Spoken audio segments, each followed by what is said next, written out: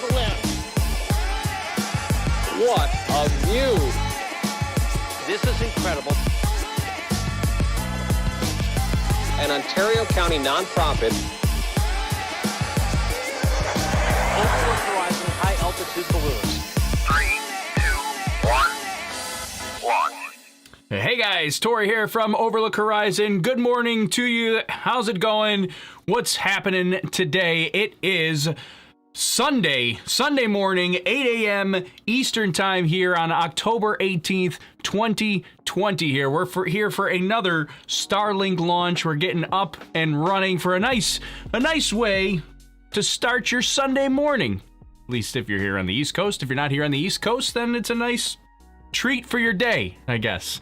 If you're here live, great. Thanks for joining us here. This should be a fun time. We'll get to watch another rocket launch. If you're here watching the replay after the fact, sorry you missed it, but I will put timestamps in the description below so you can skip ahead to all the good parts, which is everything. Everything's good. It's all good.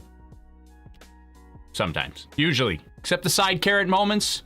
If we run into a side carrot moment, it's usually not good moments. Anyways, so what's happening, everybody? We're going to jump into it. We're going to take a look at weather this morning. We've got a live look from Launch 321 here showing on our camera here. We'll jump over to it in just a minute. You can see the sun coming up. Actually, we'll jump over to it now just because the sun is kind of looking very nice. Very nice as it's rising there on the East Coast. That's Launch Pad 39A at Kennedy Space Center, Cape Canaveral, Florida. Launch Pad 39A, historic Launch Pad 39A, where they launched Apollo, Space Shuttle, Crew Dragon, Falcon Heavy, and now Starlink. They launched a lot of Starlinks from there. But this is the only launch pad that can launch Falcon Heavy and Crew Dragon. SpaceX does have another launch pad a little bit further south of here, but today we're using 39A. You can actually see the crew access arm right here, swung back, out of the way. Don't need it for this particular launch today, but it is looking nice. One thing I always forget to mention this in real time, but it just popped into my head. So one thing to watch, if you're here early, when we get down to launch time, the water tower at Launch Pad 39A always overflows. It's intentional, but it usually pours water out the side of the water tower right before launch. Maybe, I forget what the timing is, maybe like 30 seconds to a minute before launch, somewhere in that range. It starts pouring water out of the water tower. Interesting little tidbit to look for when we get down to launch time. Hopefully, we'll be all good for launch time today. And we're going to take a look at that weather as well, but we've got another 60 Starlink satellites coming up here. This is the 103rd launch for SpaceX. 95th Falcon 9 launch. 6th flight for this particular booster number 1051, flying for the 6th time. Theoretically, these boosters can fly 10 times without major refurbishment, and we haven't got 6 is as far as we've gotten. So this is going to meet or match or reach the records we've set previously. So 6 is the maximum we've got, but we haven't gotten anybody to go 7 flights yet, or even up to that 10 before they need major refurbishments. But even beyond major refurbishment, they're supposed to be able to go to 100 flights total with major refurbishments every 10 flights. We're nowhere close to that, but that's what Elon and SpaceX have said that they're going to try to go for. If we land today, it'll be the 62nd landing of a Falcon 9 booster, and this is launch number 18 for the year for SpaceX. So we'll see if we can get it off, and hopefully we've broken the curse with our last launch that was a couple of weeks ago. Let's jump in to our weather and see what's happening here today weather-wise. Oh, hey, GVA Morning Show, thanks for the super chat. Says, good morning, when's your next gaming stream? It's been a while. Yeah, it has been a while since I've done a gaming stream, just a general gaming stream over on Twitch. I have been doing them for Patreon members. We've done a little bit of Kerbal going on. I've actually got a new game that I just played. It'll be on my 2 Minute Tuesday episode that's coming out this Tuesday here on the YouTube channel. There's a new game featured in 2 Minute Tuesday. If you're in our Discord, you probably saw me chatting about it, but maybe you missed it. But I do have a new game that we're gonna chat it up with our Patreon members at some point. So if you want to join in, or you can also get access, Patreon members get access, or if you're a member on the YouTube channel at the Rocket Engineer or higher levels, you can also get access to those secret live streams as well. All right, let's jump into weather here. Where's my weather map? There it is. Let's jump into weather and talk about what our concerns are today.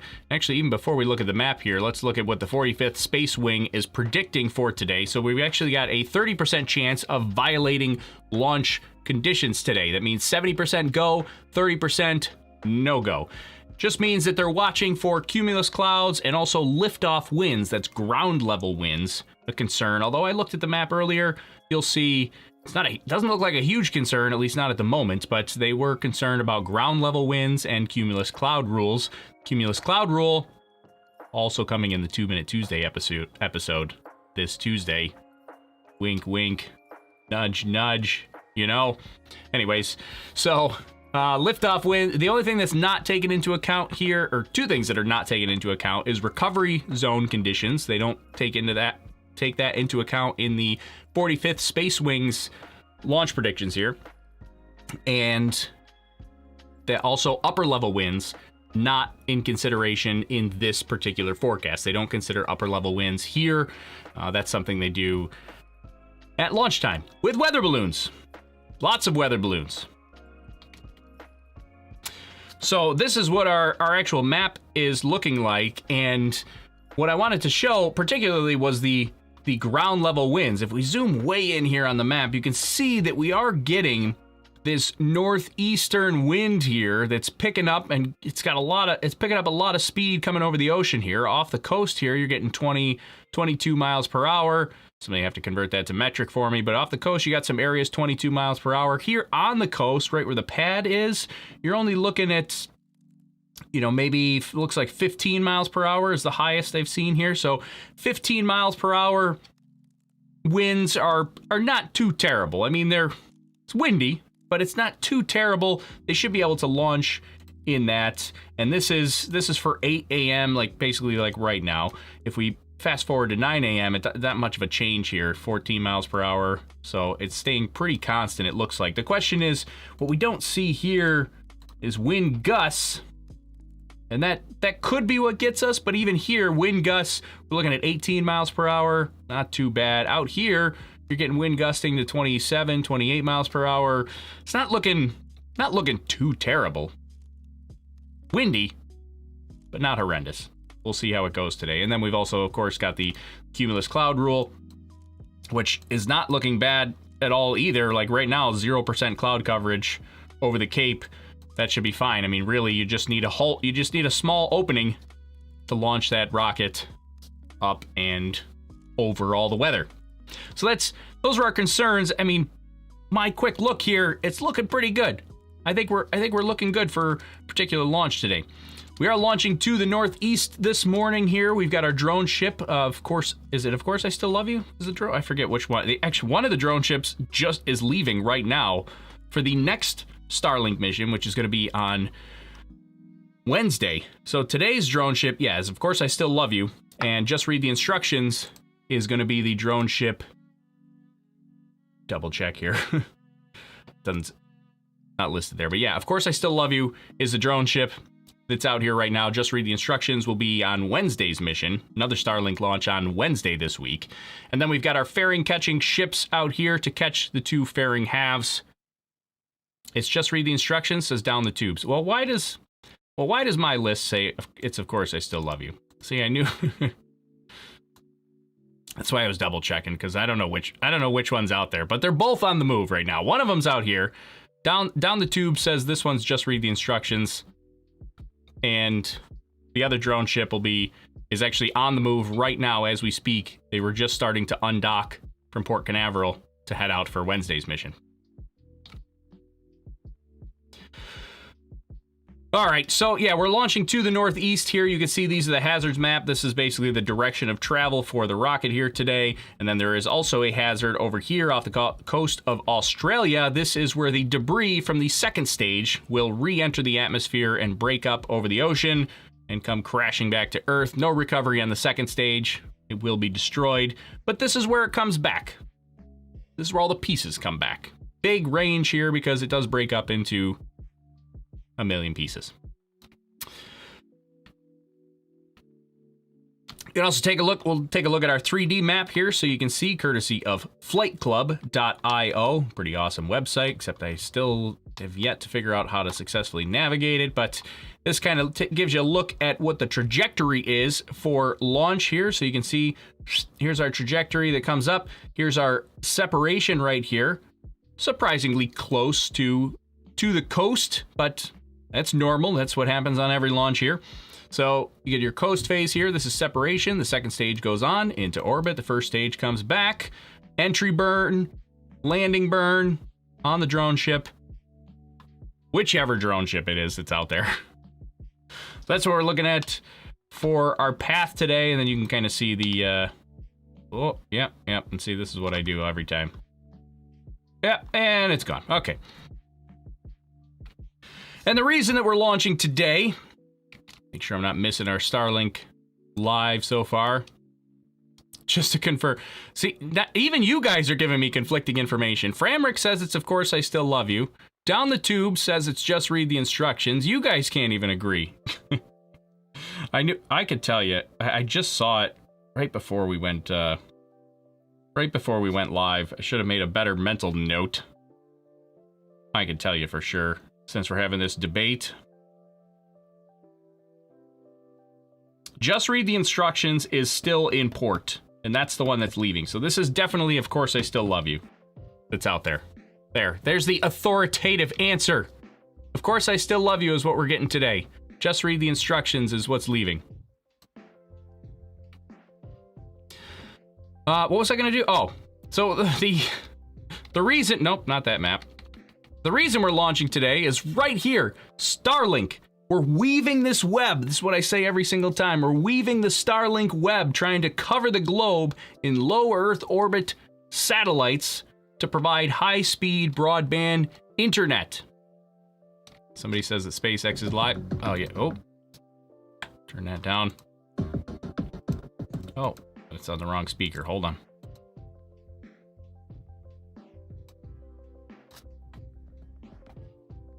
Yeah, okay, that's better.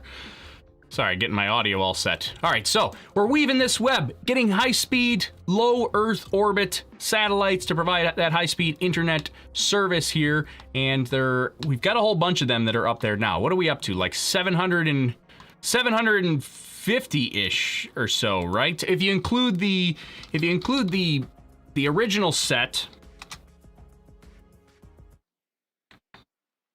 If you include the original set, sorry, my audio's getting all screwy here.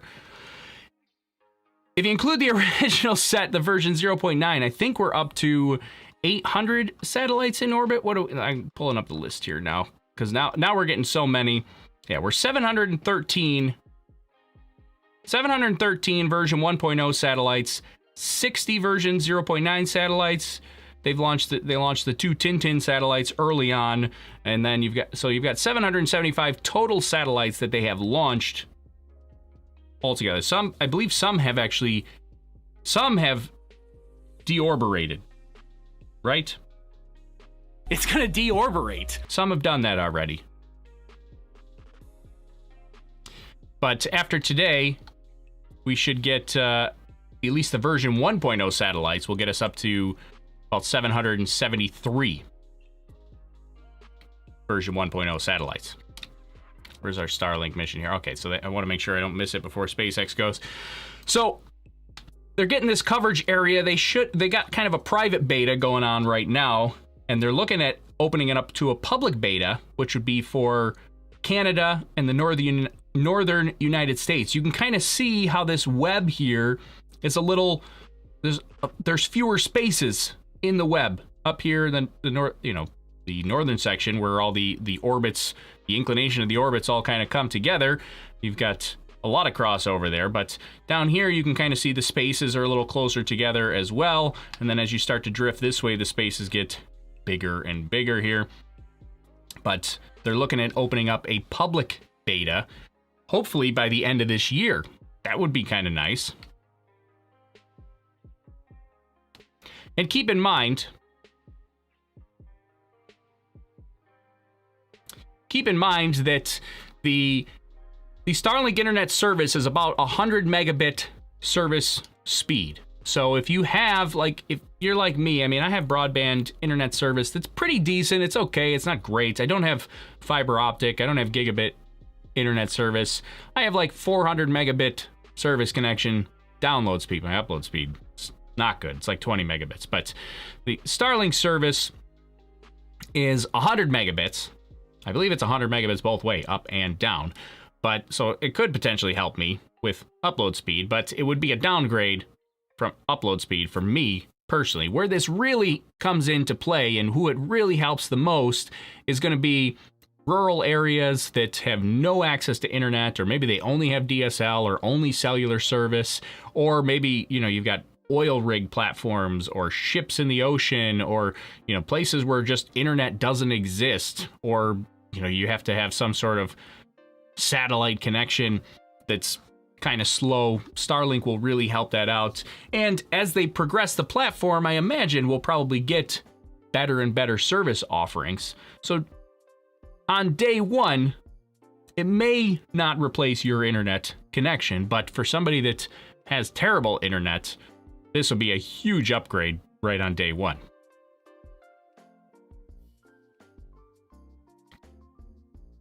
Especially if you have no internet.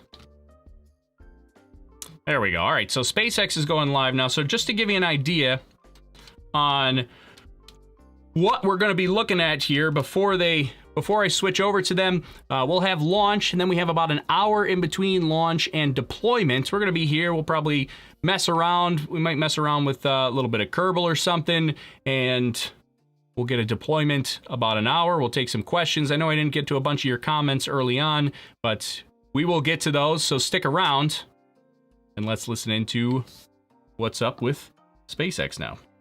39A at Kennedy Space Center. Hello from SpaceX's headquarters in Hawthorne, California. My name is Andy Tran. I'm a production supervisor here at SpaceX. You're watching a live webcast of our 14th Starlink mission. It's also our 18th mission this year. To date, we've launched more than 750 Starlink satellites to orbit. Starlink is a constellation of satellites that can provide high-speed, low-latency internet all over the globe, particularly in remote areas where connectivity is limited or completely unavailable. Today, we will be performing 2 second stage burns and deploying our 60 Starlink satellites at approximately 1 hour into the mission. The 2 burns allow us to deploy our satellites into a circular orbit, which in turn helps them get to their final orbit much quicker. At T-minus 8 minutes and 20 seconds and counting, all systems are looking good for an on-time liftoff this morning. If we, for some reason, are not able to launch today, our next earliest opportunity will be on Tuesday morning. Now let's talk a little bit more about the vehicle. On screen is a flight-proven Falcon 9.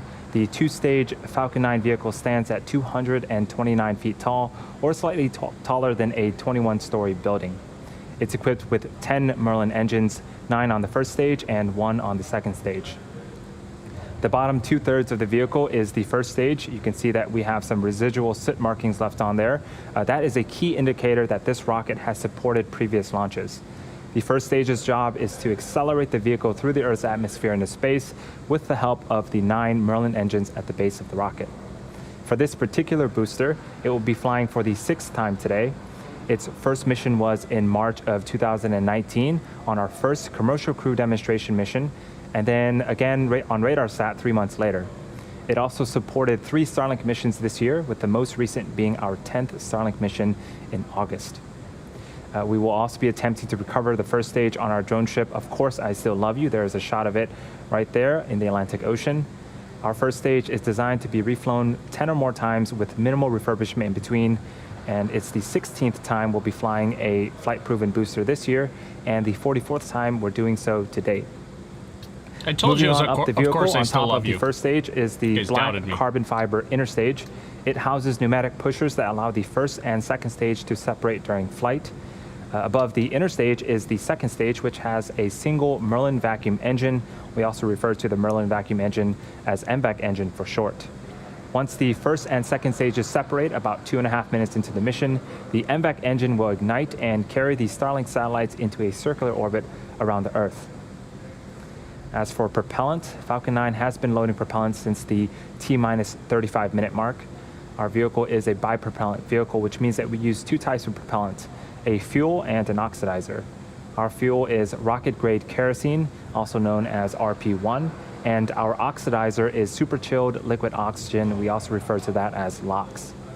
Currently, both RP1 and LOX are nearly fully loaded on both stages, and LOX will continue to be topped off right until the last minutes of the countdown. And lastly, at the very top of the rocket is a large nose cone. This carbon composite structure is called the satellite fairing.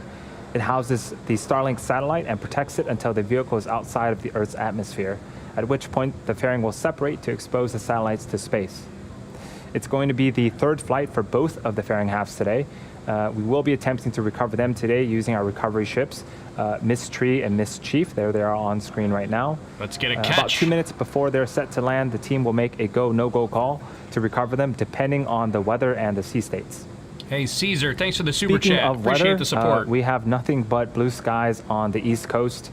The vehicle and satellite and range are all looking good for an on-time liftoff just a few minutes from now.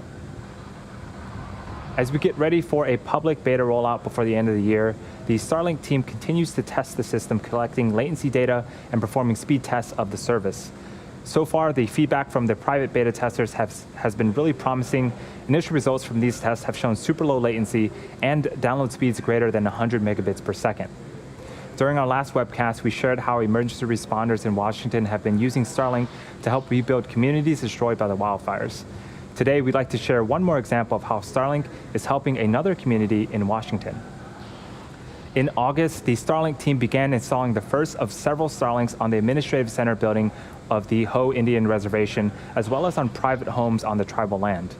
The Hoh are a Native American tribe living in at the mouth of the Hoh River in western Washington state on the Pacific coast. This remote location had previously hindered access to high-speed broadband, but after the Starlinks were installed, the tribe went from practically no connectivity to high-speed internet overnight. Starlink has now enabled their community to access online healthcare, share their small business products online, and also participate in online schooling. They can also now stream their favorite shows and movies, which is always a plus. Their response to Starlink has been overwhelmingly positive, so much so that the community is accelerating efforts to enable an additional 30-plus households with connectivity. We're super excited and definitely looking forward to more partnerships like this in the near future. If you're interested and would like to receive updates on Starlink news and service availability, please visit starlink.com. We're just over 3 minutes from liftoff, and Falcon 9 is now moving into the final stages of the countdown. Just a few seconds ago, the transporter director began to retract away from Falcon 9. And the first and second stages are both nearly fully loaded with 1 million pounds of kerosene fuel and liquid oxygen. We've also begun first stage engine chill. This is where we allow a small amount of super chilled liquid oxygen to flow into the Merlin engines to avoid any shocks to the system. All right, so we're coming down to it. It sounds like everything is in good shape here. We're going to have a big vent that'll be ground gas closeout that happens at about 1:30 left in the countdown. You'll see a whole bunch of venting right from the interstage as they drain all the lines from the transport erector there. That's the strong back. So we're coming up on that moment. It sounds like weather is good. It is a bit windy. You can kind of tell that there's some wind blowing, but I think we're in good shape. They're saying that weather is in good shape. There's the overflow of the water tower over, which way? That way. There's the water tower overflowing. That's normal. That happens on every single launch from pad 39A. Mentioned it at the top of the broadcast if you weren't here, but that's the overflowing water tower. We'll be listening in here, and I'll get my stuff out of the way and quiet down in just a moment. See that we're venting the super chilled liquid oxygen. In a few moments, we should start to see clouds formed around Falcon 9, and if we do, that is normal and completely expected for us. That is where the super chilled liquid oxygen meets the ambient warmer air of Florida and starts to condense. Here we go. Looks like we finished. There's our ground gas closeout. You can kind of hear it. There's the big vent right from the interstage area.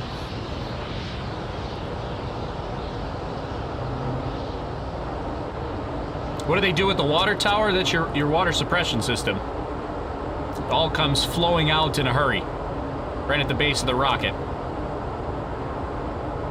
You can see the rain birds right here. This is where the water kind of comes out. There's some other areas too, but at this stage, the Falcon 9 internal flight computers have now taken over the launch countdown. The first and second stage are also beginning to pressurize for launch. LD, go for launch. There we go. We're go for launch. And there's the launch director giving the final go for launch at T-minus 30 seconds and counting. All systems are go for launch. Let's listen in to terminal count and watch as Falcon 9 takes our 60 Starlink satellites into orbit. Here we go. Hey, Cristiano, thanks for the super chat. Do you know if the data link will be commercial? Let's talk about. I'm going to come back to your question in a minute. Don't let me forget. 10, 9, 8, 7, 6, 5, 4, 3, 2, 1, 0. Ignition and liftoff.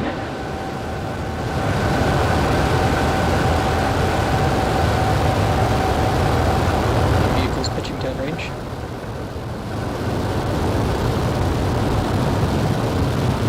Stage 1 chamber pressures are nominal.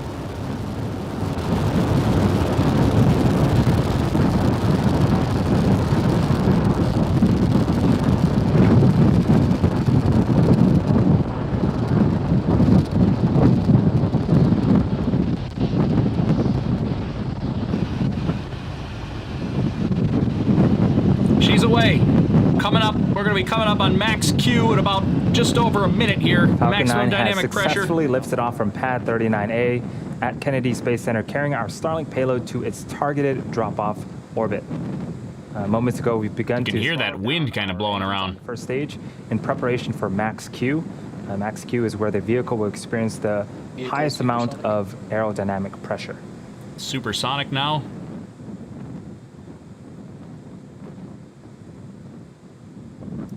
Max Q. There's max Q. We've just passed max Q. In a couple of minutes, we'll have 3 events happening back to back. First is main engine cutoff, also known as MECO. This is where all 9 Merlin engines on the first stage will shut down to slow the vehicle down in preparation for stage separation. Stage separation is where the first and second stage will separate from one another, with the first stage making its way back towards Earth for landing, while the second stage continues its journey with the third event, which is second engine start 1, also known as SES-1. This is where the single engine on the second stage, our Merlin vacuum engine, lights up and will continue to propel the second stage along with the Starlink satellites to orbit.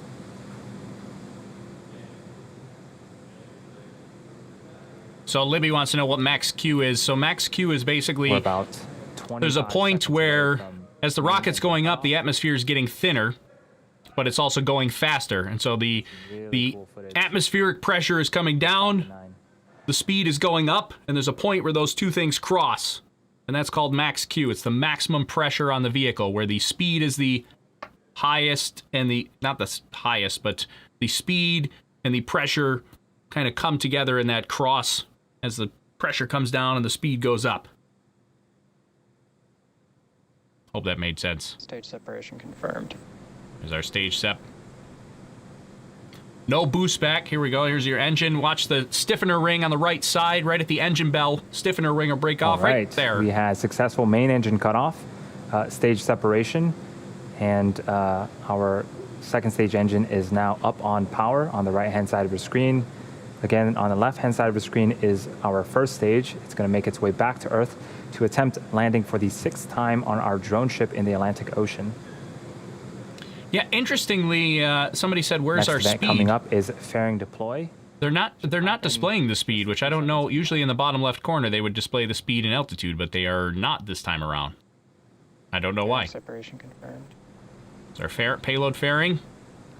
And off goes those fairing halves, and now exposing the 60 Starlink satellites. You can to see it right space. there by the engine bell on the right-hand screen there. Reminder, we will be attempting to recover the fairing halves today using our recovery ships Miss Tree and Miss Chief. We'll make the call about 2 minutes before they land, depending on the weather and the sea states.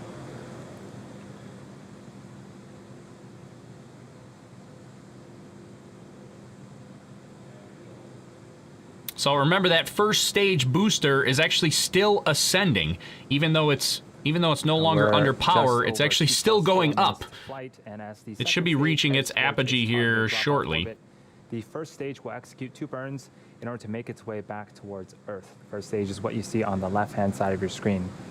The first is the entry burn, where 3 of the Merlin engines will reignite. This helps to slow the stage down as it re-enters the upper parts of the Earth's atmosphere. The second burn is the landing burn. This is a single engine burn that brings the vehicle speed down rapidly in order to land on the drone ship. The first burn, the entry burn, should happen around the T plus 6 minute and 20 second mark, while the second burn will happen around the T plus 8 minute mark. So right about here, this is booster apogee. This is the highest point that the booster gets to, and you just saw, of course, we just see a little tiny UFO flying over in the booster view. We might have to go back and look at that right at about 450 or so. But this is about the highest point that the booster will get to. Now the booster will start coming down. Guide and steer the first stage back during descent.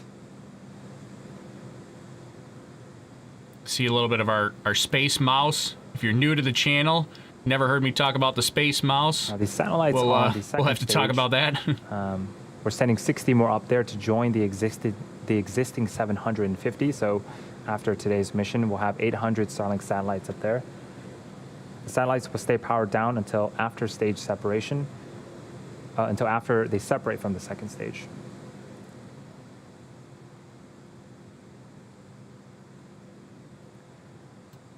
You might be able to see some periodic bursts of gas from the first stage. That is nitrogen gas from our attitude control systems.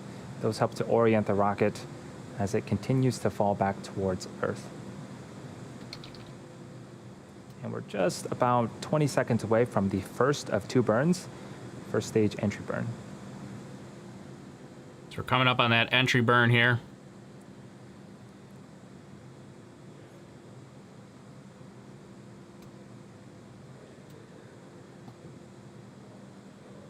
You kind of see, I love watching the clouds, and you can see how quickly all the clouds are coming towards the booster, Stage or rather, 1 entry burn startup. the booster is going towards the clouds, but Stage 1 FTS is saved. 3 Merlin engines have relit and are now slowing the first stage down before they hit the upper parts of the Earth's atmosphere. I have a few more seconds left on this burn. Stage 1 entry burn shutdown. All right, the There we go. second burn will A lot be of happening movement about from that 90 booster seconds from today. now. look at how fast those clouds are coming towards it. Everything's The looking booster great going towards the on clouds, I our know. second I know. stage. The view is of the Merlin vacuum engine and its thrust cone. That engine can produce over 220,000 pounds of thrust in a vacuum. Ah, and then we lost the downlink. That happens. That's normal right about this point. But we should hopefully get it back. We should get video back from the drone ship. Be nice. About They've 30 had seconds away from the beginning of our second and final burn. During this burn, the 4 landing legs Stage 1 stowed at the transonic. base of the first stage will also deploy right before we land.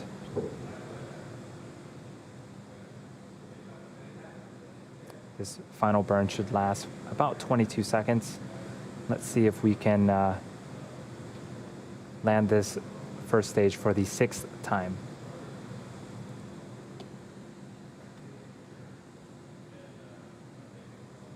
Are we gonna get a view? We've got some time. Stage 1 landing burn. Here's our landing burn. Terminal guidance. Terminal guidance, mean it's locked onto the booster. Or the drone ship, I mean. With our drone ship. Landing leg deploy. Landing legs, let's see it. Woo! Yeah! Yeah! And right down the middle, Falcon 9 has landed. This particular Look at the booster has drone landed ship for the rocking, 6th time. too. This marks our 62nd successful recovery of a Falcon 9 first stage, and the 32nd time we've landed on this particular drone ship. Of course, I still love you. Look at that. So you can even see, look how much the drone ship is Great way to rocking start around. Sunday. So now for the second stage, we're waiting for second engine cutoff before entering a coast phase. Eco confirmed. Expected loss of signal, Cape. So there's Seco. We did see See that we single had engine second cutoff. We should get nominal parking orbit. Call out, maybe? Waiting for callouts of a good orbit. Insertion. There you go. You just said And it. we did get call out for a nominal insertion. Now the second stage is going to coast in this orbit for approximately the next 30 minutes. We're going to take a short break, but leave you with an animation that shows you where we're at in the coast phase. We'll see you back here at the T plus 43-minute mark for the relight of our second stage. All right, so at this point here now, we're going to go back to it. We're not done yet, but that is the launch phase there. We've got a successful liftoff. We'll go back. We're going to take a look at a couple of things here in just a minute because we've got to clue people in on what the space mouse is. We're going to clue people in on a couple of things there. Oh, we saw the UFO right around 450. I don't know if you guys saw that, but I saw it. Likely just a little piece of ice coming off the booster. So we'll have to go back and take a look at that here as well. And so next up is going to be a second stage restart. It's only a 3-second burn or 4-second burn, something like, or no, what is it? 2-second burn. That's coming up at the 44-minute mark. So we've got a long time, right now we're just T plus 10 minutes after launch. At the 44-minute mark, we'll see that restart. We're going to hang out. We're going to take a look around a couple of things here, go back, do a replay, and then the actual deployment is about an hour after launch. So we got like 50 minutes or so before deployment. But the good thing about that is the fairing catch usually happens right around 45 minutes, 42, 43 minutes, somewhere around there after launch. And because we're not deploying the satellites until an hour after launch, we should get news on whether or not the payload fairings were caught. Now, one bad thing about the payload fairing catch today is it looks like the seas are kind of rocking and rolling a little bit. And usually, although the ships are out there to make that catch attempt, they do have a go no go poll that happens about 2 minutes before the actual catch. So they won't decide that until about T plus 40 minutes or so. So they're going to wait and see, what how the parachutes are performing, how the guidance is performing, how the ship is able to steer, and what the sea state conditions are, and all that kind of stuff. And they'll make a go no go call, still another like 30 minutes from now on whether or not they're going to catch it. I don't know if they're going to even try. They might call it off because of those sea states. Well, we're going to have to see how that goes. All right, let's go back and get to a couple of questions here before we do any replays here. So I'm going to jump through and go through some of the comments. Nastia over on Periscope says this is going to ruin the night sky. Can't look at the stars if these satellites are everywhere. It is a big concern, Nastia, that these. Oh, and I got Cristiano's. I got to remember to go back to Cristiano's super chat. I didn't forget about you. I almost did, but I just remembered. Anyways, Nastia, the ruin the night sky thing. It is a concern because there are going to be a ton of satellites. So this is going to put us at about 775. A little over 800 if you count the 0.9 satellites as well. But overall, this constellation is going to be 12,000 when fully operational, and they have plans to even go to 40,000. Sounds like a lot of satellites. The first section there is not as many as you think. I mean, remember, we have thousands and thousands of planes that are in the sky at any moment, and if you're taking long exposure of the night sky, you got to worry about satellites in airplanes too. Airplanes are going to ruin your night sky exposure as well. So, I mean, as you start adding things up, it's definitely going to be more of a chance to that. And SpaceX is trying to be cognizant of that. All of these satellites on this particular flight have sunshades or sun visors to prevent the sun from reflecting off the satellites and reflecting light back down to Earth. That's something new that they added. The first couple of batches that were really, really bright, where they did not have that sunshade, the sun visor. And they were really bright. People were taking pictures and you just have this big streak across the night sky.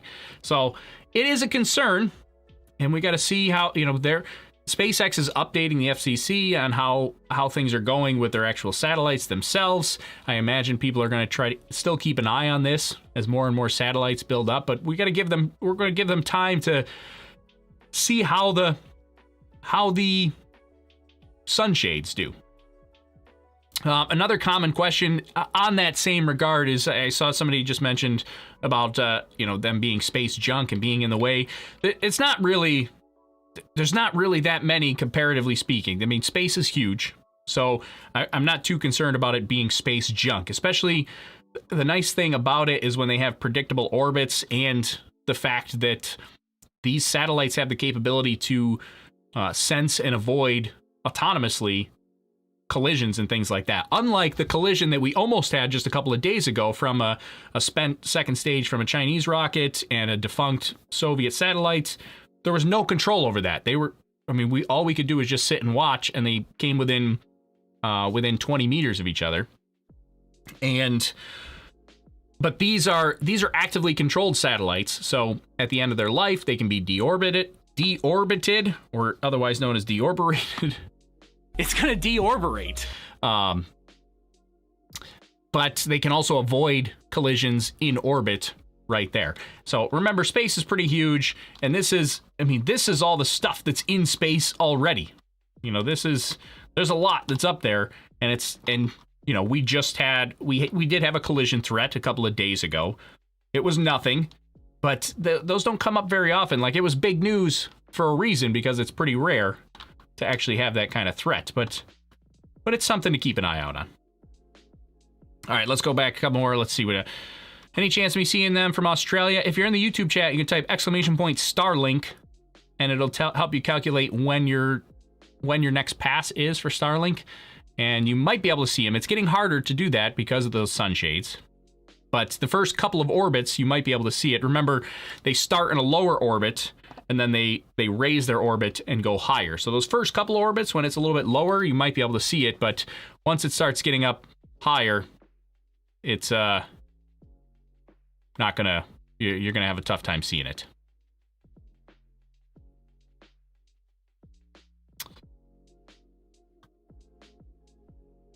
Yeah, and Not Rich says, so they can deorbit. Look, I'm saying deorberate like it's a real word. They can deorbit.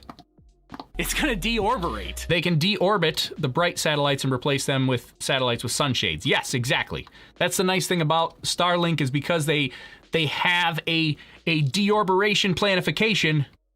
They can replace those early satellites with ones with sunshades.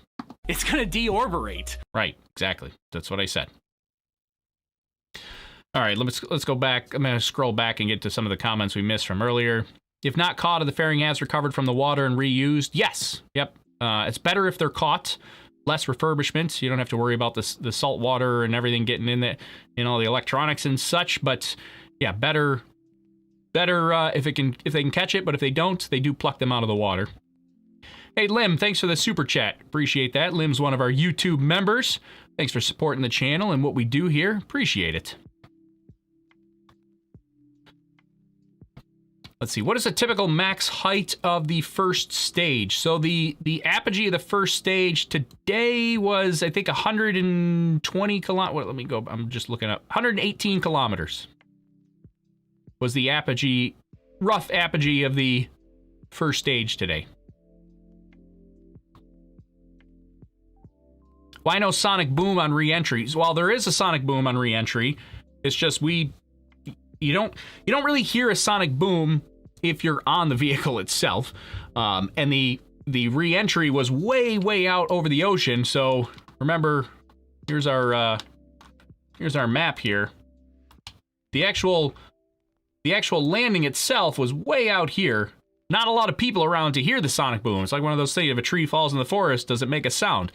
Well, yeah, it makes a sound. There's just nobody there to hear the sound. So it does make a sonic boom. Just nobody there to hear it.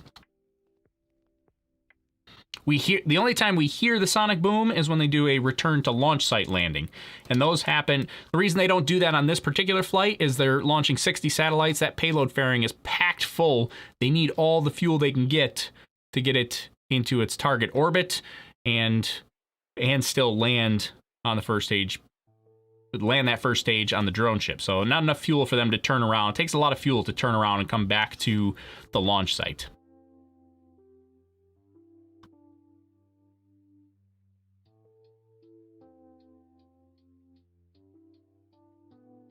There is the telemetry, says Fritz46. Did they put the telemetry up eventually? I didn't even see it.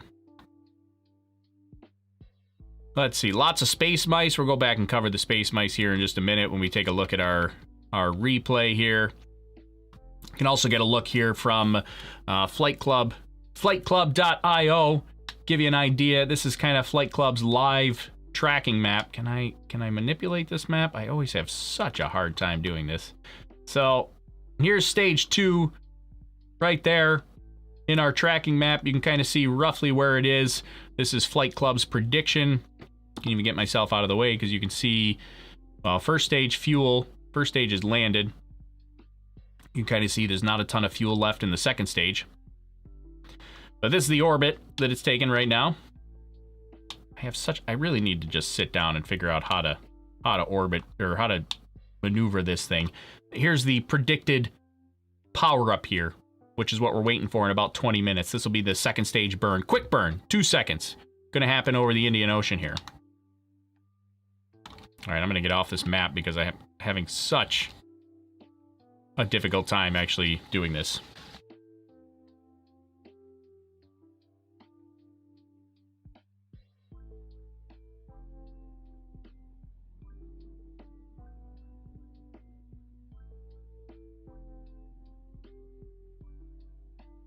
Any humans out on the drone ship? That's a good question. There are humans that manage the drone ship, but they're not on the drone ship at the time of the landing. So they go out with a bunch of support ships. The rocket will land on the drone ship, and then they will come back to the drone ship, and nobody's on board during the actual landing. They go out, they prepare it, then they get off, they go away, and the rocket lands, and then they come back to secure it, but nobody there actively during landing.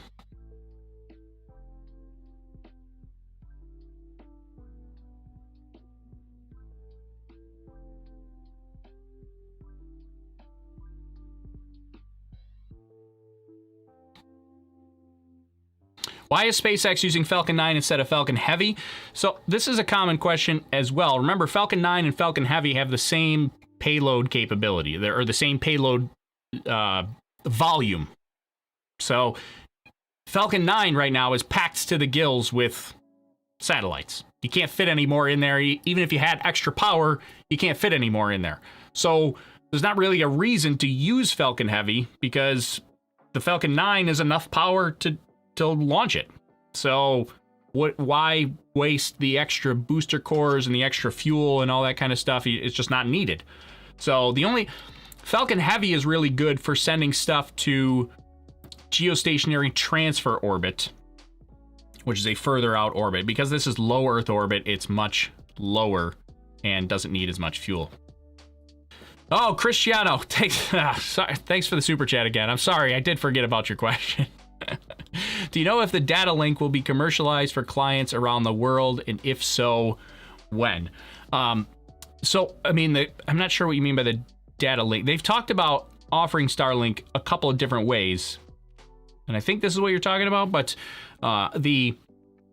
early on, there was speculation on whether or not Starlink would be offered directly to the public, or whether Starlink would be offered to, like, Comcast or Spectrum, or, and then you would buy your Starlink from one of those providers. It doesn't appear that they're going that route. It seems like they're going more the direct route, which would make a lot of sense, especially given Elon Musk and the way they sell Tesla, the way he sells Teslas and things like that. So I don't think they're going to go. It doesn't seem like they're going to go with the kind of middleman approach by selling it to a provider and then having them sell it. There's really no reason to. I don't know why they would do that, but It seems like they're just going to sell it directly. And I think that's what you're asking for. But, I mean, as far as other commercialization for clients, I mean, it's going to be in a public beta, hopefully by the end of this year, where you'd be able to sign up and hopefully get an invite link to the beta. And then hopefully next year, at least in the US and Canada, there'll be some service offerings where you can just sign up and be like, yeah, giddy up. Give me some service. What about the privacy of this service? What do you mean by that? I mean, this will be the same as any other internet service provider. So you would have, privacy-wise, like your internet service. If you don't know this, I hate to break it to you, but your internet service provider can see a lot of what you do online already. Now, if you're accessing an encrypted website or a secured website with HTTPS, a lot of times they can't read the actual content that's being distributed back and forth to the website, but they still can see things that you're doing, like your DNS lookups, which would tell them what website you're going to, not necessarily what the content is on those websites, but it would tell them what website you're going to, unless you use a third-party DNS service. But then, of course, the third-party DNS service would have access to that information. So, I mean, those are your privacy concerns, but your wireless communications, it'd be like this, the same as your Wi-Fi here. Like, well, it'd be probably a little beefier than your Wi-Fi, but there's not much risk of kind of somebody just intercepting the signal, because generally it's going to be encrypted from ground stations to the satellite, so that you can't just pick off the signal. I think that was what your question was. Let's pull up, while I'm talking about this, I'm going to go back and get some more questions. But I do want to throw up this animation, because I always find it really interesting the way the Starlink satellites are deployed.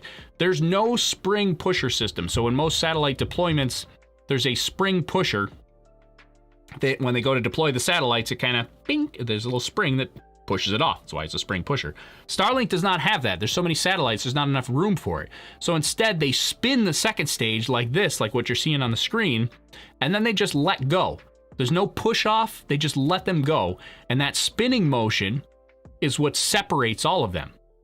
Because the satellites that are on the outside of that spin are covering a greater distance in the same amount of time that the satellites on the inside of that spin are. So satellites on the outside are traveling just a little bit faster than the ones on the inside.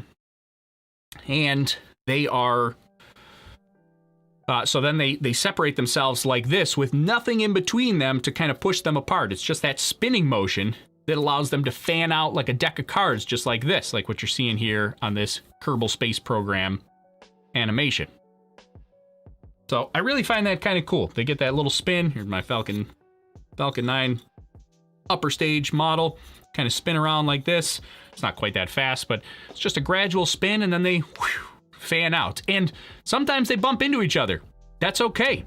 No big deal. They can do that. I mean, it's not a huge bump, but they kind of just, jostle or jockey for position a little bit. And they kind of bump around a little bit, and they're okay. They're designed to do that.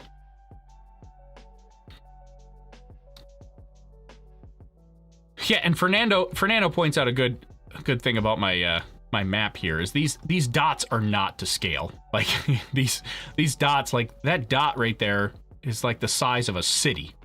So these satellites are way smaller than that. So a lot of people look at this, they're like, "Oh, there's so much junk," but remember those dots are huge comparatively speaking. Oh, you guys can't even see that because I'm on the Starlink one. I was talking about these dots here. This dot right here. Forgot to switch screens. But those dots are huge. They're not that big in real life. Much smaller than that. That's like the size. That's like a city right there. All right, let's go back to the animation. I'll let that play a couple of times.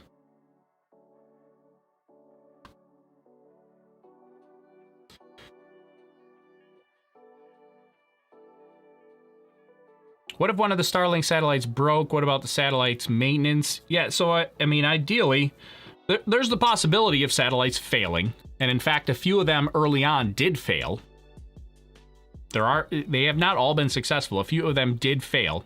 But generally, so what they do when they put them into orbit is they're in this parking orbit right now, or they're in an insertion orbit right now, and then they will go to their parking orbit here in just a few minutes. And even at that point, that's not their final operational orbit. Like, they're still going to raise their orbit, but they start in that initial orbit intentionally so that they can check out the satellites. And if there's anything wrong with the satellites, if they can't communicate with them, the orbit that they're going to be in shortly will cause them to decay and return to Earth in relatively short order, because they're in too low of an orbit. There's just a tiny bit of atmospheric drag, and they will deorbit. It's going to deorbitate. And they would do that in relatively short order because of that lower orbit. So once they check out the satellites and everything is good and everything's fine, then they raise the orbit and continue on. I mean, there's still the risk that something could fail on it, but hopefully at that point they've checked out most of the things that could potentially fail.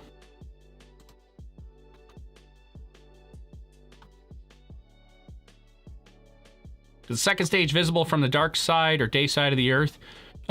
Potentially. It'd be very difficult. Probably not with the naked eye. It's possible. I mean, it's possible to see it, but you'd have to have the right lighting. Probably not with the naked eye either.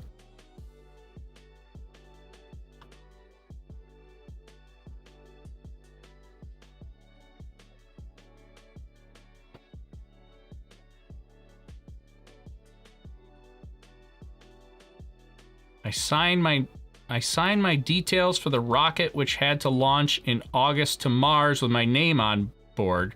Why didn't it occur? I don't know what you're talking about. Are you talking about the Perseverance? The Perseverance rover? I mean, that would have occurred. That did occur. That's already done. I'm not sure what you're referring to.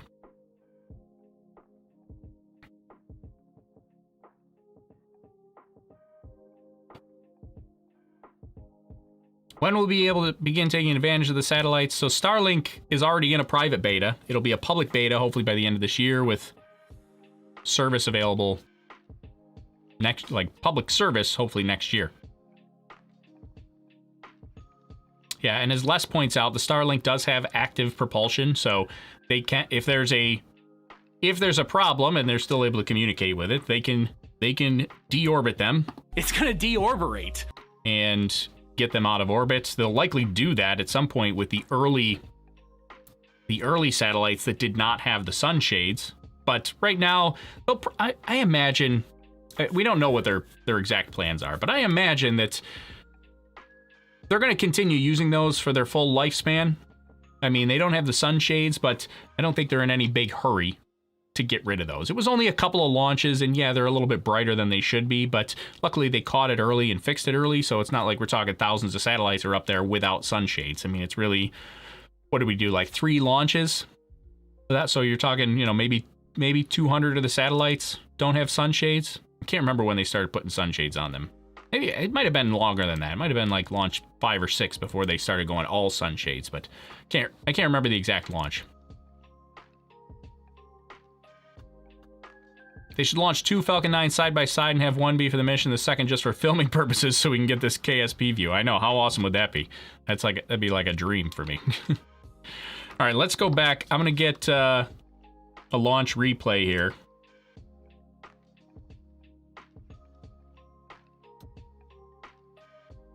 We'll do a replay, and we'll take some more questions as well. 6, 5, Listen 4, in first. 3, 2, 1, 0. Ignition and lift off.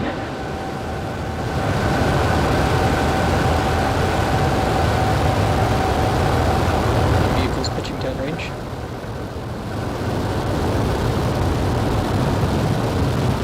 Stage 1 chamber pressures are nominal.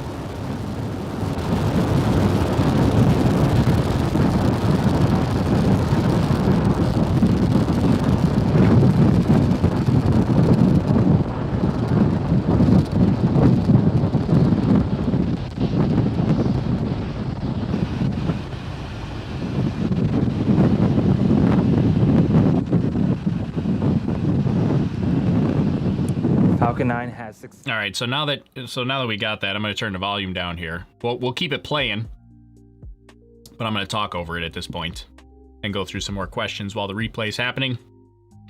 Love that sound, says Eric, one of our YouTube members. Thanks for your support, Eric. Yeah, I love that. I love that sound as well. Love that they've really started to incorporate the pad microphones into the broadcast. Like, love that. Can't get enough of it. I want more. My buddy Chad Colby, also a YouTube member. Thanks for your support, Chad. We gotta head back to Florida one of these days. I know we keep talking about it, but didn't water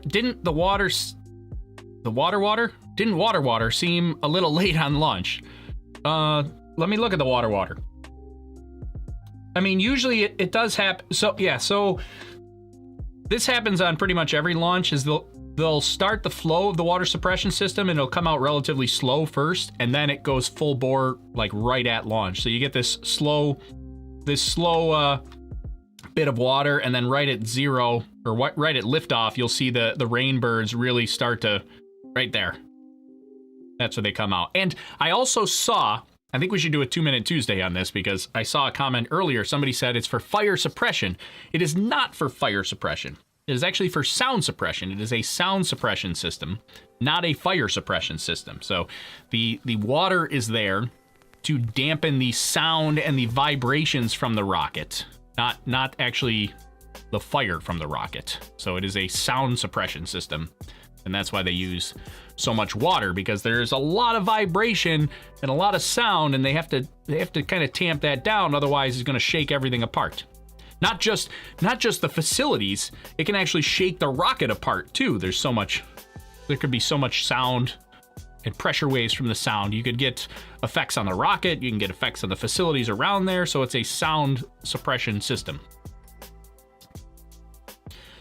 Did you stop flying weather balloons? We didn't do any this year because of the whole pandemic thing, but hopefully we'll be back at it next year.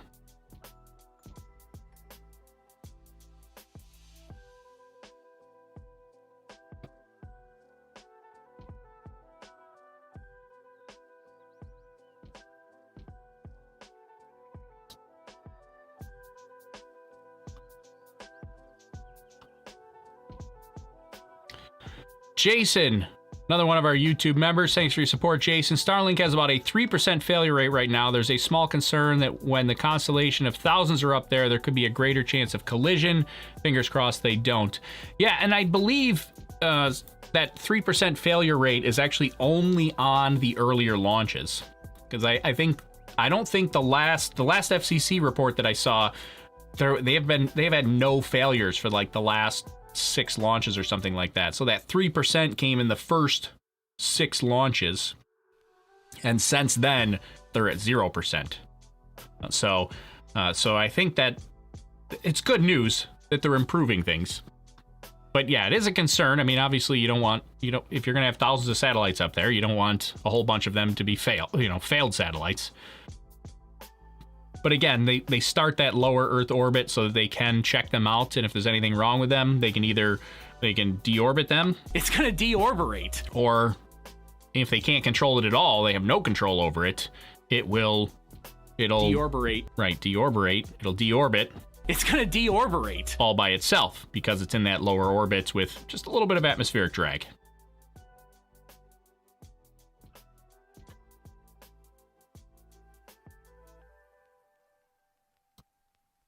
Let's see, I don't want to miss. How far are we? Let's go. I don't want to miss our, I don't want to miss SpaceX coming back. Where's my clock? All right, we got some time. We're at T plus 37 minutes, so we got some time.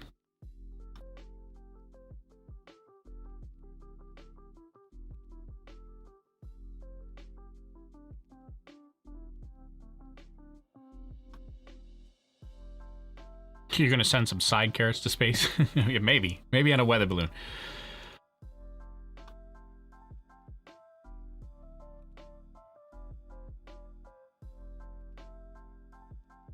What is this? This is not live. This is live, but we're watching a replay right now. We're waiting for deployment. Love when people join late to the broadcast and then become authorities on what's happening. You're late to the party, Calhoun. This is live. We're just watching a replay because there's not anything to watch yet. We're waiting for deployment. Deployment is coming up soon. Oh, we got a catch? Somebody said there's a catch. Go live. Go back. Did they show it? Les says there's a catch. Did they oh, they did show it. Oh, oh, whoa. Oh, wait, what whoa, whoa. What was that? Turn it up. Oh, wait, they got music. What happened? What was that? I can't. They're playing music. They don't have any sound to it, but that was interesting. That, it looks like there was a catch, but it looked a little off nominal. Go back, look at. I think they missed the net. I mean, it still counts as a catch, right? But how? I don't understand. Like, the net covers that area. It does kind of look like, somebody said looks like a net failure. It does kind of look like the net is in pieces, doesn't it?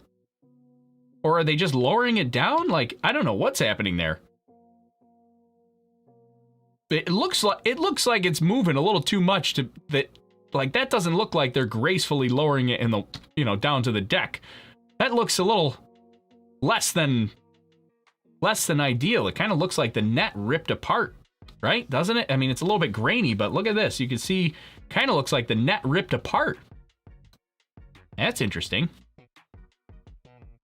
Huh. We've not seen that yet. Through the net. Well, that could be a problem. I wish they showed a little bit more than that. But yeah, it definitely looks like the net broke there. You can see the parachute coming in. I mean, if that was right there, if that was them gracefully lowering it down, you wouldn't still see the parachute kind of descending right up here at the top of the frame. There you go. Let's go back to live. Are they back yet? No, they're not back yet. Somebody keep an eye on that and tell me in chat if they come back. What time was that? Was it like 38:10 or something, right? Right there, yeah.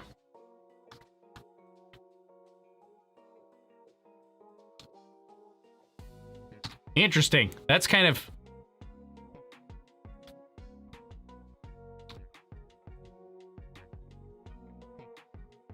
It's kind of weird that they showed that to us, and only for like a second. They're like, oh, let's show the catch in real time, and then that happened. They're like, oh, nope, just kidding. Don't show that.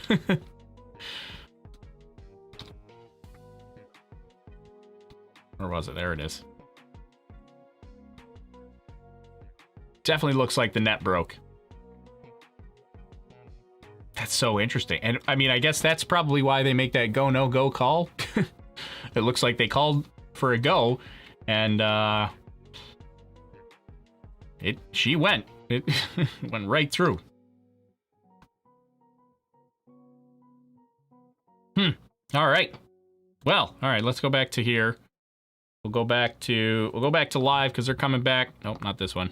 They're coming back in just a second. Oh, actually, they're almost back now. Let's turn the replay text off because we're not doing a replay.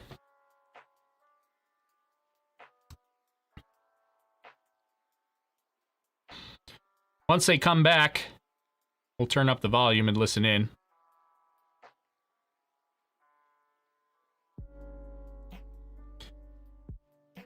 Let's go back. Let's get a couple questions in before they come back. Austin says the fairing suffered a deorbitation failure. It was a bad catch-amication.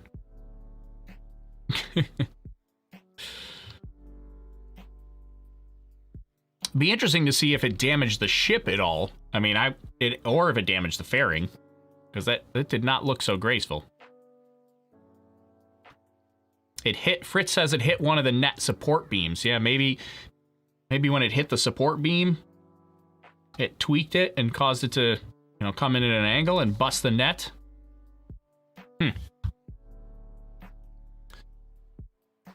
Would they still catch it, though? Well, it kind of looks like they caught it. I would classify that as a catch, but it's like a off-nominal catch.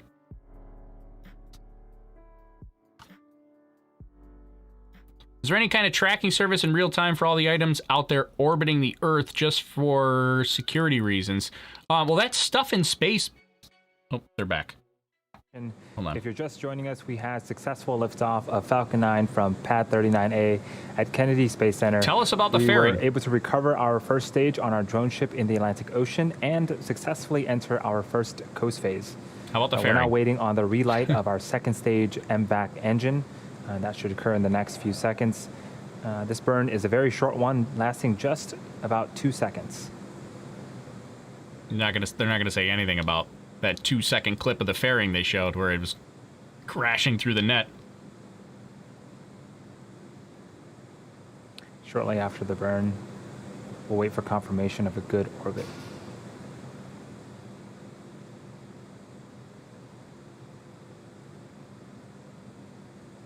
Restart ignition confirmed. Oh, what happened to my event? Oh, there it goes. I don't know what happened to my event counter. Stopped for a minute. You just saw on screen. We did restart that Merlin engine.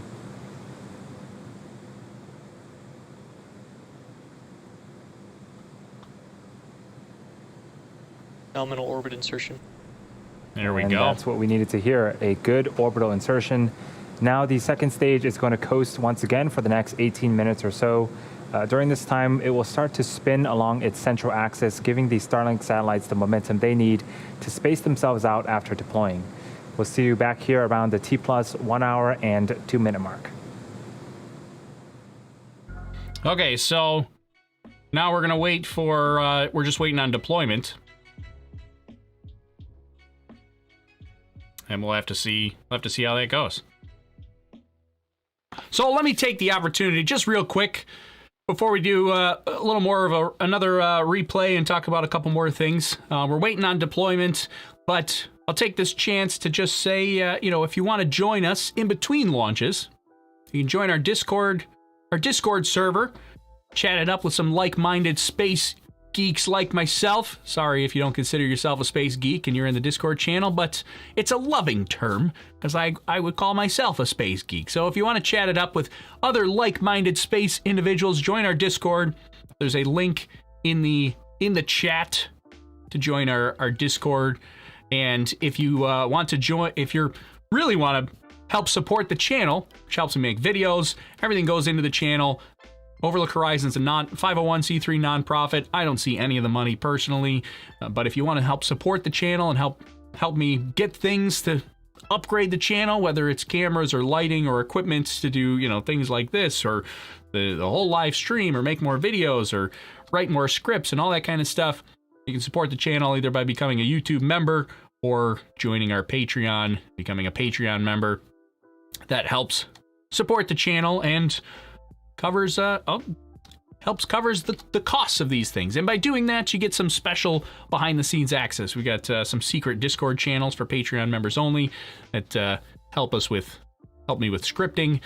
We do some exclusive live stream for Patreon members and YouTube members that are usually playing Kerbal, or I mentioned at the beginning of the broadcast, I have a new game that I'm still trying to figure out how to play it, but that we should do with our Patreon members, that we might do coming up, but it's a new game. So usually we do that with Patreon members or YouTube members, so consider becoming a member, which helps support the channel. But either way, just being here helps. Even if you don't want to do any of that stuff, being here helps. I do want to mention, look at the size of that solidified oxygen ball there at the top. Now that is a space mouse right there, if I ever seen one. That's the conspiracy theory. A lot of people think that solidified oxygen is a secret mouse that's hitched a ride on board the Falcon 9. And that's proof that the Falcon 9 is fake. But for some reason that I have yet to understand, the space mouse appears on every launch, every single one. So somehow that mouse is smart enough to climb on board in the exact same spot every launch. Not to mention, scale-wise, that mouse is like the size of a small cat. It's a huge mouse. Anyways, there's the space mouse.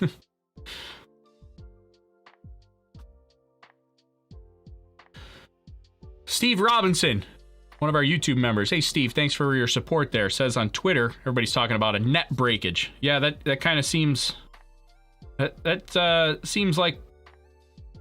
That's what it looked like to me. Looked a whole lot like the net broke.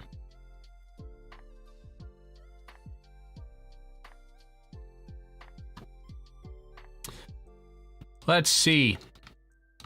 Oh, Mars Brown says, congratulations, man. You hit 30,000 subscribers today. Did we hit 30,000 subscribers during the broadcast today? We did hit 30,000 subscribers. Hooray! Awesome. Thanks, guys. Thanks for joining in. You know what we should do? We should do a giveaway, but I don't have any of my giveaway stuff. How about on when? I might go get the giveaway stuff. Well, thanks, everybody. Thanks for subscribing and having fun with me. I'm having fun. I'm glad you guys are having fun as well. So thanks very much. We're hitting all the milestones now.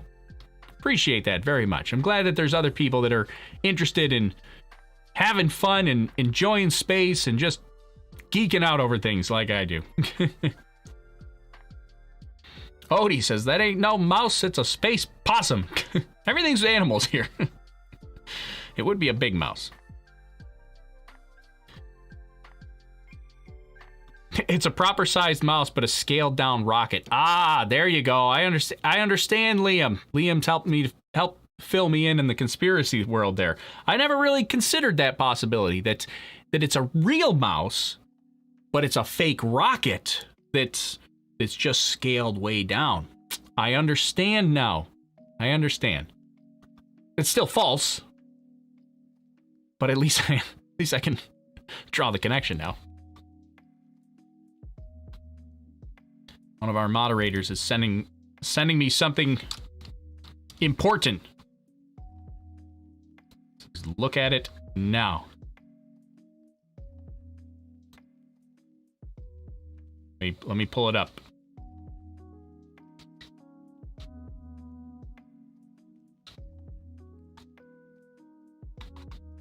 Oh, there you go. One of our Discord members, Anita. Anita created a certificate for us. This which button do I want? October 2020.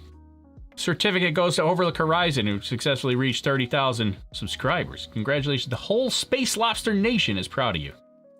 Well, thank you, Anita. One of our Discord members, Anita, that created a lobster certificate for me. Thanks, Anita. I think that's from Anita, right? Yeah. Anita, Discord member. Appreciate that.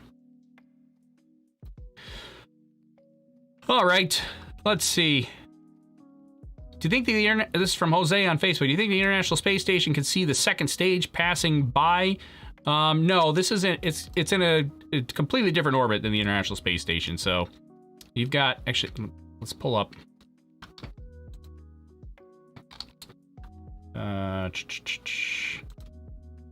So here's the International Space Station right now. The International Space Station is here. The second stage right now is like on the opposite side of the planet, way over here. And on the International Space Station, you got to keep in mind, a lot of people, this is a big like conspiracy theory for people that don't think it's real, because you never see any satellites from the International Space Station. I mean, first of all, number one, that's intentional. They try to keep satellites away from the International Space Station, and the International Space Station tries to stay away from satellites. They generally don't stay in the same orbit, but satellites are so small compared to the vastness of space. Like, even if it was, I mean, when we look at Crew Dragon approaching the station, like, they have to, like, zoom way in on it, and it's in the same orbit and only, you know, a couple of thousand meters away. So you got to be really close to the space station to see it, and in the exact same orbit, and that just doesn't, they don't do that on purpose to keep satellites away from it. So there's that.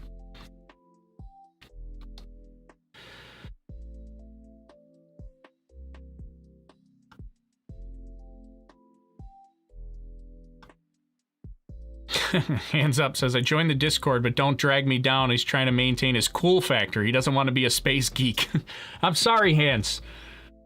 You're in the club. It's cool to be a geek. Being a geek is cool again. Again? It's always been cool. I'm just making it even cooler.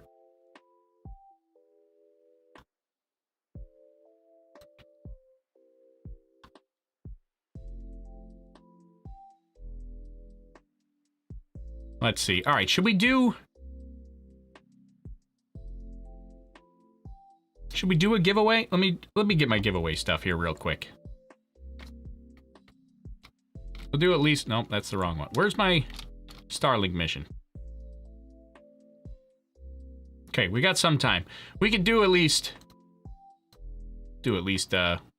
one or two giveaways here. I gotta pull up our friendly Nightbot. Nightbot will pick our giveaway winner. In honor of reaching 30,000 subscribers and everybody that stuck around in between launch and deployment. See, this is why you stick around. A lot of people just watch launch and then they're like, see ya! But you lose out on the giveaways if you do that. Okay, so let me there's a link in the description for giveaway rules down below.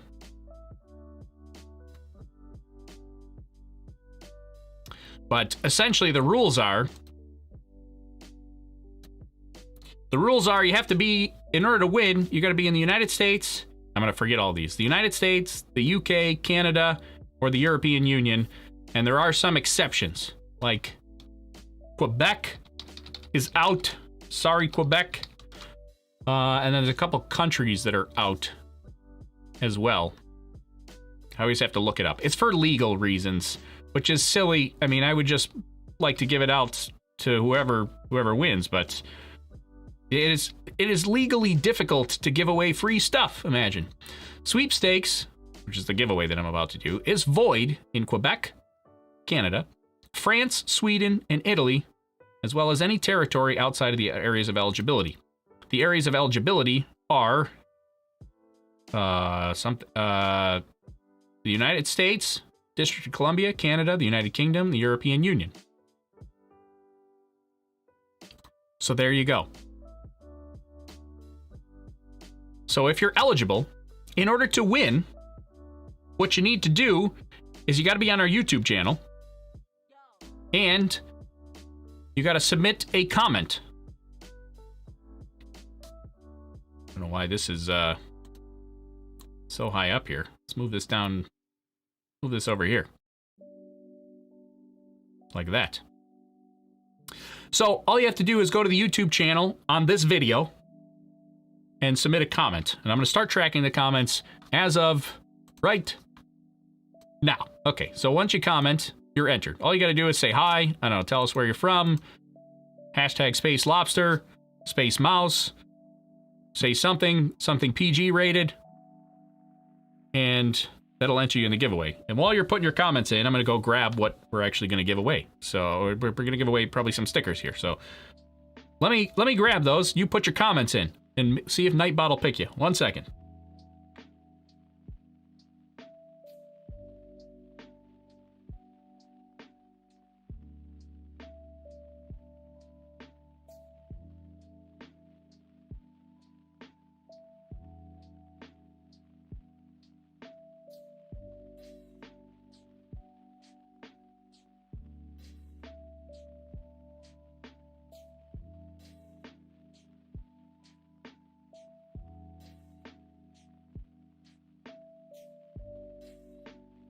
Okay, you get my headphones back in.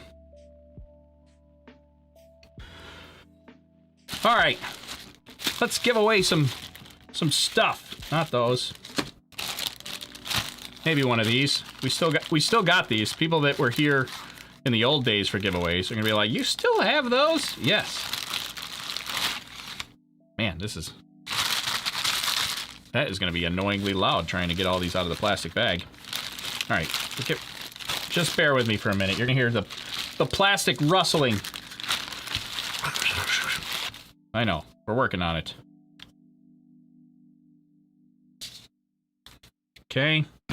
Maybe one of those. We'll do a couple giveaways. What do I have in here? Anything good? Where's my other... There was one other thing that I wanted.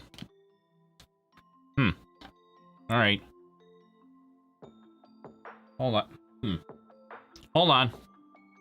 And one other thing I wanted to give away.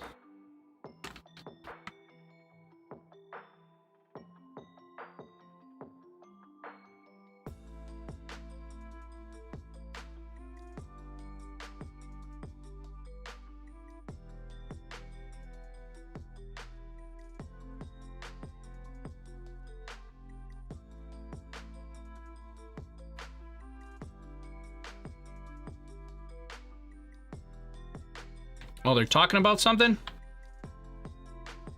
Who's talking about? Steve Robinson said they're talking about a parachute failure. Who's they, Steve? Did they mention it on the broadcast? Did I just miss it?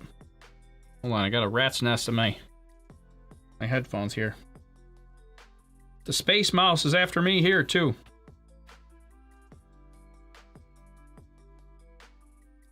What's happening? All right, here we go. Okay. Yeah, who's they? Who had mentioned it? Twitter. All right. We'll look at the Twitter machine in a minute. Right. Steve's talking about parachute failure on the payload fairing. All right, let's get through a couple giveaways here real quick. We'll do, let's see, one of these, and one of these. We'll do 3 giveaways. Okay, so we're going to give away 3 things. But 3 things. We'll give away a Overlook Horizon sticker, like that. We'll give away a Space Lobster sticker, like that. And we're going to give away a NASA TESS mission patch. That's like a real sewn mission patch. This is from the NASA TESS mission, the Transiting Exoplanet Survey Satellites, that I attended in person. And I got a whole bunch of these patches. And you can get yourself a mission patch. Usually they're all nice, but these are stickers. This is the legit mission patch.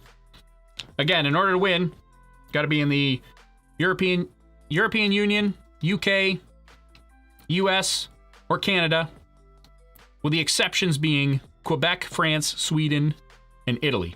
Can't send them to you if you're there. Okay, so before SpaceX comes back, let's do it real quick. Hopefully you got your comments in to enter the giveaway. You got to head over to... Why is that like that? Slide that over a touch. To enter the giveaway, you got to head over to the YouTube channel, this particular video, and just go to the live chat, say hi, do whatever you got to do. We've been tracking it for the last couple minutes. And now, Nightbot is going to pick a winner. Hopefully we'll do at least one. So the first thing we'll do the Space Lobster first. Space Lobster sticker coming up first. And here we go.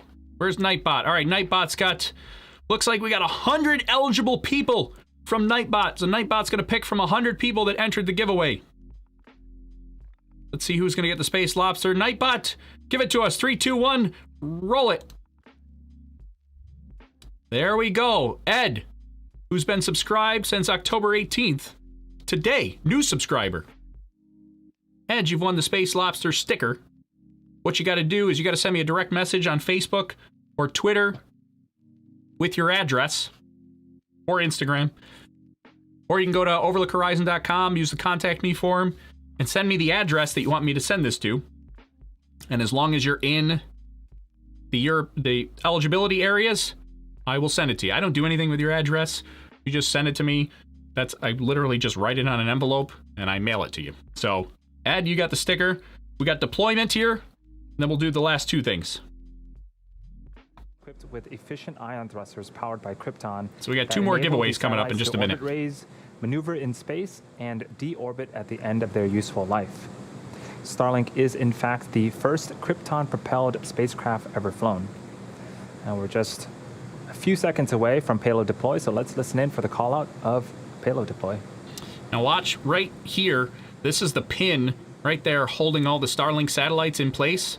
They're going to release this pin And then the satellites just kind of, they just go. Nothing pushing them away. They just release that pin. You'll see the pin is latched down here. Here it goes. It's moving up. It's moving up. It's moving up. It's moving up. There it goes. Starlink deploy confirmed. They just let them go. And now you can see on screen these satellites are slowly separating from the second stage. Shortly they will deploy their solar arrays and over the next few weeks distance themselves from one another and use their onboard ion thrusters to make their way to their operational orbit. That's a very cool shot. A quick update on fairing catches. It looks like we had a good catch on both fairing halves, but the corner of the net on Mist Tree didn't hold up and gave way. We didn't have any impacts to the recovery team personnel, so we'll bring them back and see if we can use them on a future flight. And with that, we'll be bringing our webcast to a close. Thank you to the Range and Federal Aviation Administration. It sounds like they caught them both, mission. but one of them was... If you are interested in getting future news about our Starlink service, head on over to starlink.com and sign up for updates. Thanks for tuning in, and have a great rest of the Sunday, everyone. All right, awesome. So there you go. So they caught both fairing halves. Just one of them ripped through the net. Bummer. Do they recover the pin? No, they don't recover the pin. The pin, though, it's in that lower Earth orbit. So remember, that will deorbit. It's gonna deorbit. That will deorbit and come back from orbital decay. Okay, so let's do the last two giveaways before everybody books out of here. So remember, if you want to enter in the giveaway, you got to go to the YouTube channel, this video, type in a comment, say hello, something. We're going to do the other sticker, and then we're going to do the mission patch last here.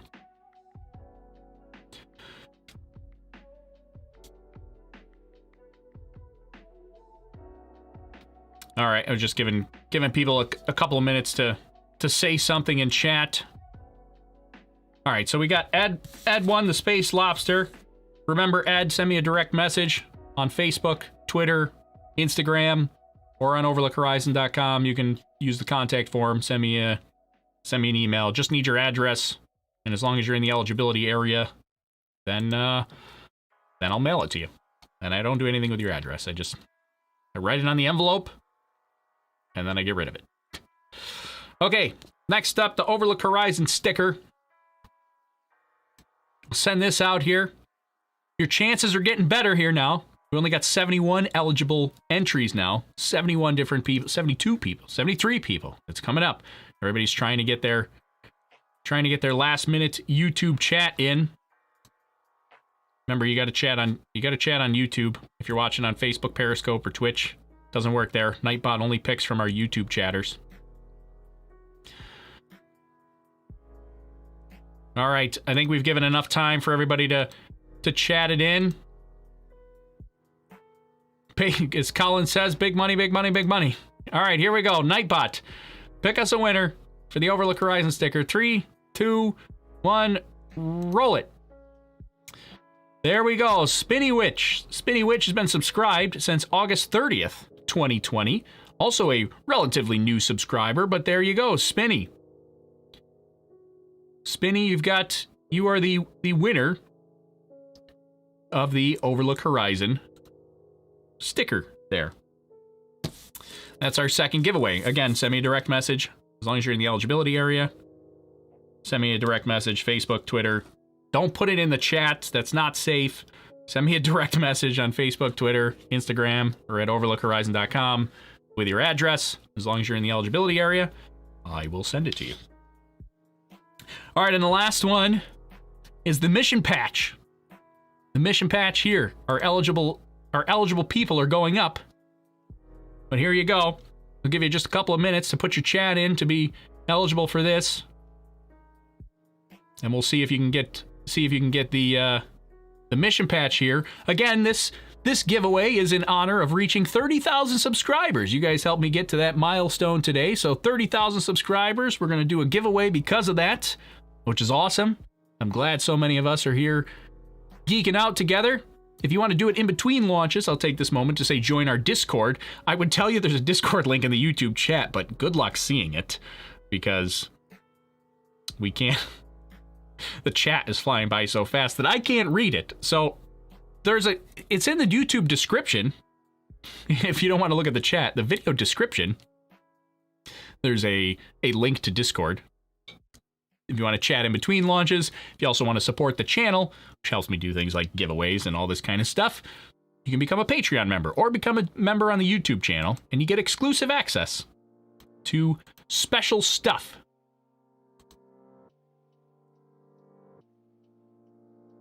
So there you go.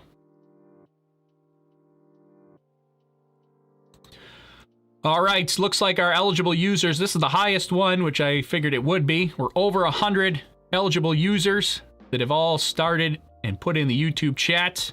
I think it's time. I think it's time we pick a winner. Here we go. Nightbot, give us a winner for the TESS mission patch.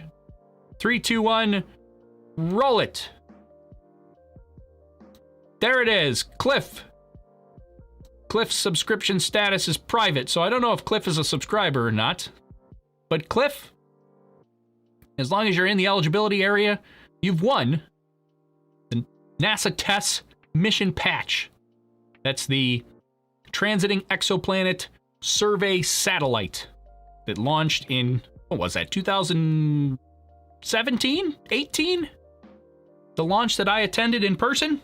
So it's been up there a while. It's doing some pretty awesome stuff, looking for exoplanets, planets outside of our solar system. It's pretty awesome. So there you go, Cliff. You're the winner.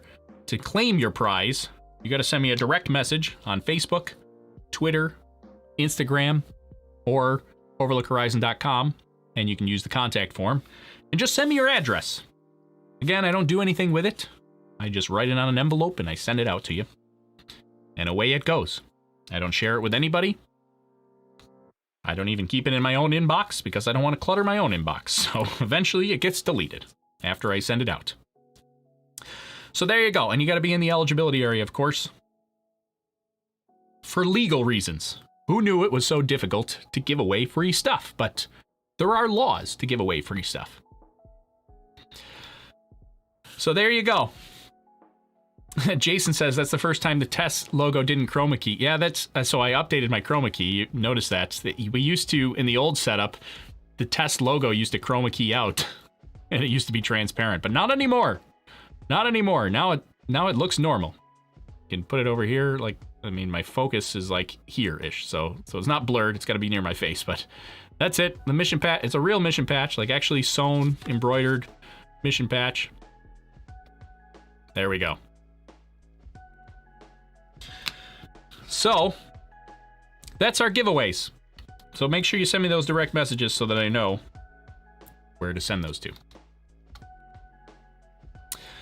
All right, well, I think now that we've had a successful launch, we've had a successful broadcast, successful recovery, I think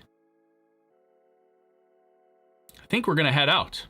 Oh, Jeb says I got to update my background to the new Cargo Dragon picture SpaceX released the other day. That's not a bad idea. I could update that. It's the background behind me that we see there.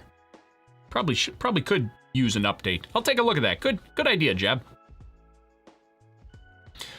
Sanjeev, we'll get a couple more questions in before we leave. Sanjeev on Facebook says, why don't they reuse the second stage as well?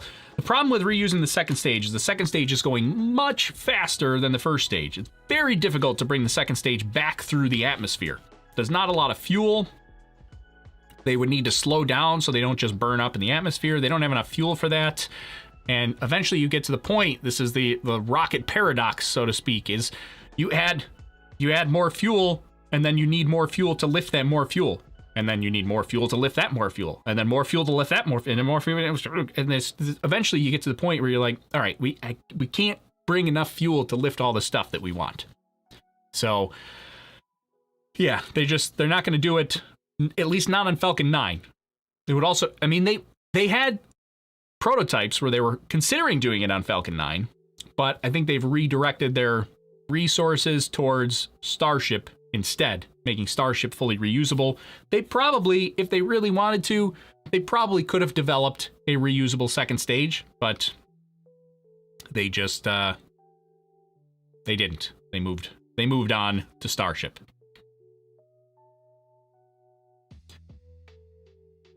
Let's see. Colin's asking about the Overlook Horizon patches. I do have Overlook Horizon patches, but they're somewhere else. I don't know where they are.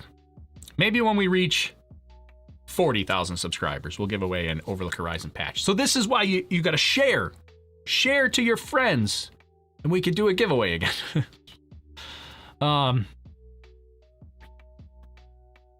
Let's see. Anything else I missed before we end here?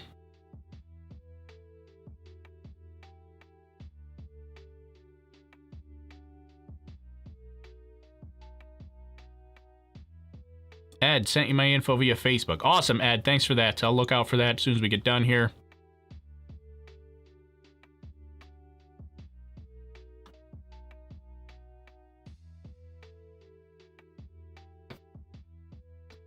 All right. Well, I think we got to it all. What time's the launch on Wednesday? I believe it's around 12:30 Eastern Time. That'd be around 1600 UTC.